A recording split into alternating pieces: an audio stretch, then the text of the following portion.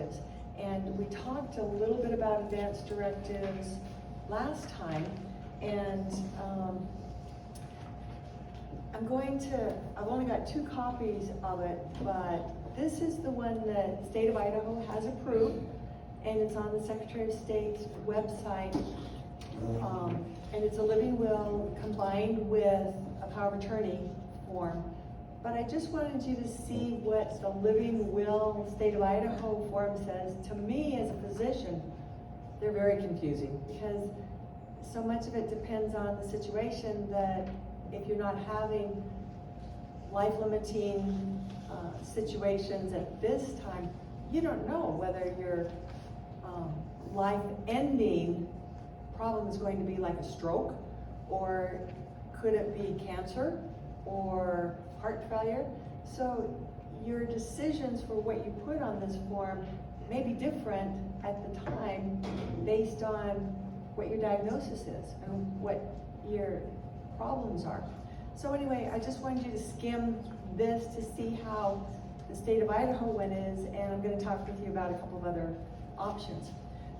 One thing that I run into a lot is people have done a living will, and they said, but it says do not resuscitate. But there's a caveat to a living will, and that caveat is that it says, I have an incurable or irreversible injury, disease, illness, or condition, and a medical doctor, it specifies a medical doctor who has examined me, has certified. So basically, you have to get to the ER. You know, say you're in a car accident, or you've had a heart attack, and the paramedics come to get you, and you have a living will. It doesn't actually qualify to kick in until a medical doctor has said that you are imminently dying of an incurable disease. And so that's an understanding that's important for people to have when they really do have life-limiting diseases that they're expecting to die from. So we'll get into what to do there. And in that situation, if you truly do want to be do not resuscitate, or your loved one wants to be do not resuscitate, or they've had a heart attack and they're lying there unresponsive, and you call the paramedics, if they only have a living will, they're not doctors. They have to do CPR until they get you to the ER, and the doctor says, they are imminently dying, what should I do? Can I follow the living will? So there's that caveat there. So for some people, we certainly do know that they have a life-limiting disease.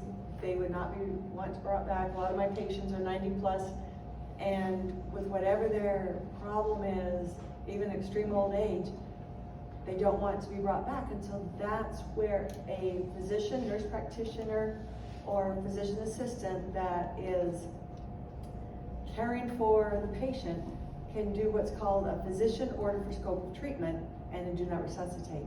And then paramedics can follow that. If they're in, say, the nursing home, the nurses can follow this and allow a natural death. So what the physician order for scope of treatment says, the top section A on it is the most important the most important section. Says patient does not have a pulse and or is not breathing. Basically, they've died. Do you want full resuscitation, full code, or do not resuscitate, no code? So you can't hedge. Well, I don't want to go on the ventilator, but you can do CPR all you want, and you can shock me, or you can try CPR, but don't shock me, but put me on the ventilator. You can't do that unless you're in the hospital. So for the paramedics standpoint, you have to choose one of those two. The next part is medical interventions, whether or not you want only comfort measures, whether or not you want limited interventions, whether or not you want aggressive interventions.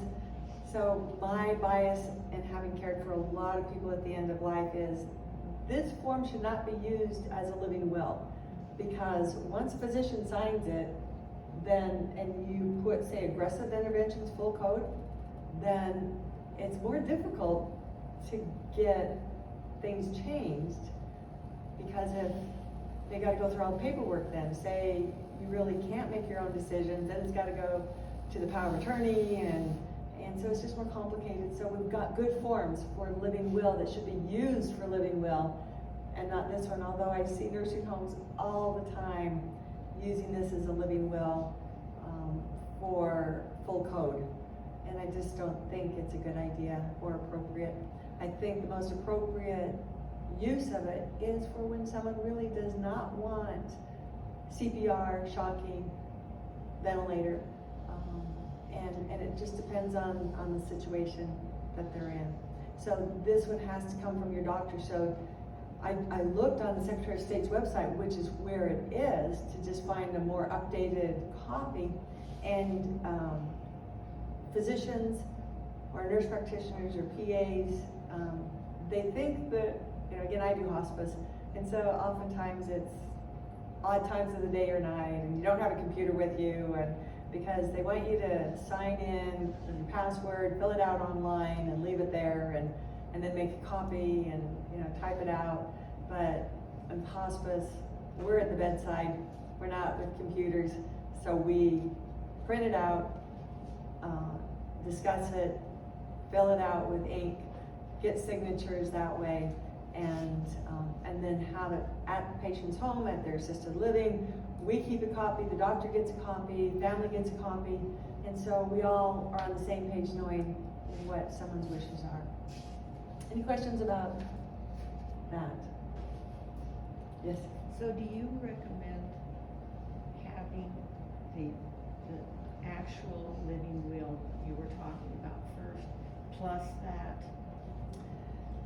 So, say someone does want to be a do not resuscitate, this may not go into as much detail as the living will when they're not actually on death's doorstep. So in the approach to death, the living will can add context to what their wishes would be, especially regarding food and fluids. And so this does say whether or not at any time before they're actually dead would they accept or would they want IV fluids, feeding tube, blood infusions, things like that. The problem is, if you put yes, then the loved ones may think, well, I have to do IV fluids to the very end.